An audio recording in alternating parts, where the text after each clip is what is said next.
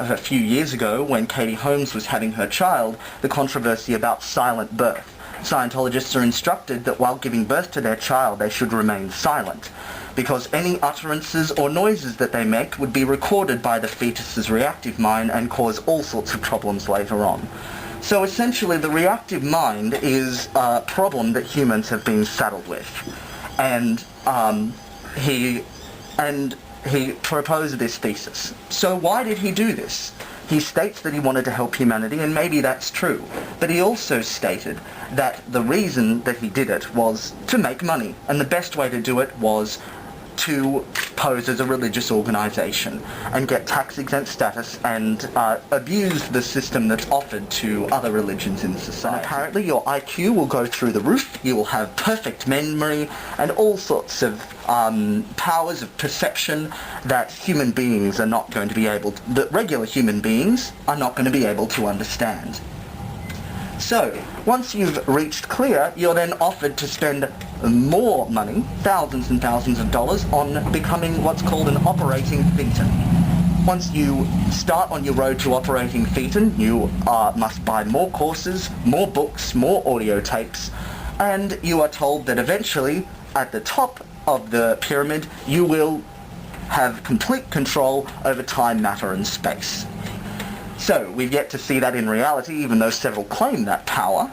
But the key thing to realize is that in Scientology, one of their main recruiting tactics is to bring in your friends. And of course, if you bring in your friends and your friends buy courses, then you get a 10% cut of what you have sold to your friends.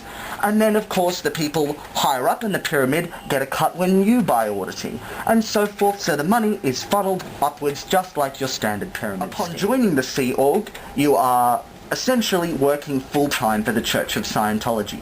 Scientologists believe in reincarnation, so in doing so, in joining up to the Sea Org, you sign a billion-year contract in your service to the church. So for 1 billion years, you are to be working every day for the church, and the reason why a lot of people join the Sea Org is that as a member of the Sea Org, your Scientologist courses are free. So your thousands and thousands of dollars that you were previously forced to fork out to Scientology, you get all of that for free if you join the Sea Org and work for Scientology. These people must run everywhere and perform menial tasks, and there is a rehabilitation project force operating out of the building in Australia, just over there at Broadway in Sydney.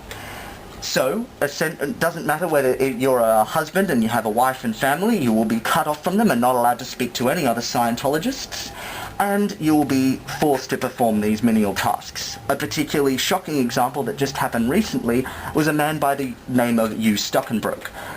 His health began to diminish. Scientologists believe that all health problems, physical and mental, are caused by you associating with people who are not friendly to Scientology. So if you're sick, clearly that means you just need to get more into Scientology. So this particular man began to have trouble walking, and he was feeling tired all the time. And so clearly something was going wrong with him, so they put him in the forced labour camp and forced him to run everywhere.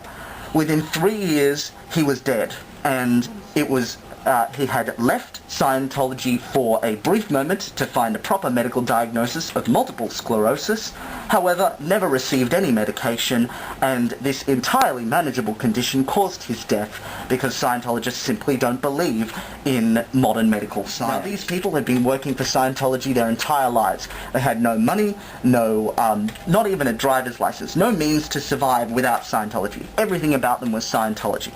He decided to get them all in a room and got chairs and put them in the center of the room and started playing musical chairs. The people who could not get a seat would be, apparently, left at a bus stop.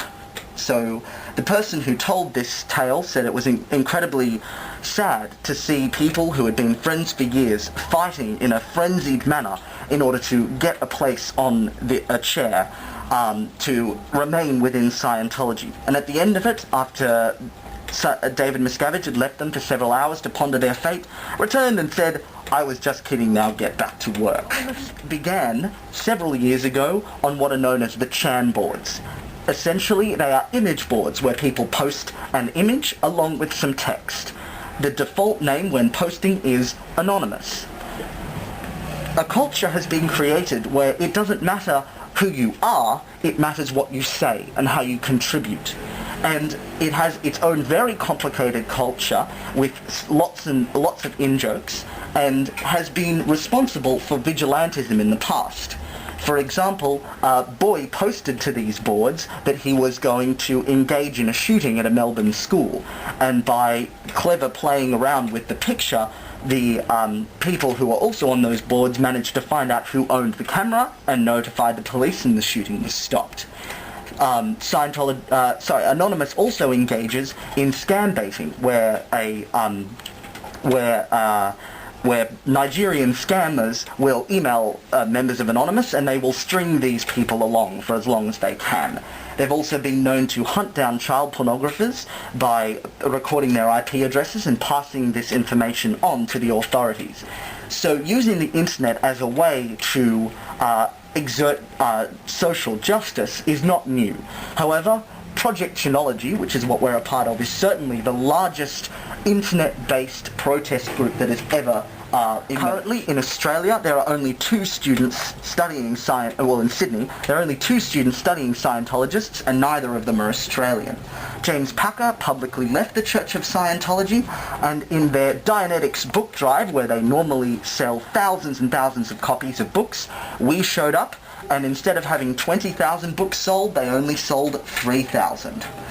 The immigration scam that they were running in London has been exposed, whereby they, as you must go on a visitor's visa, as it's not recognised as a religion in Britain, they go there on working visas and get work for the Church of Scientology.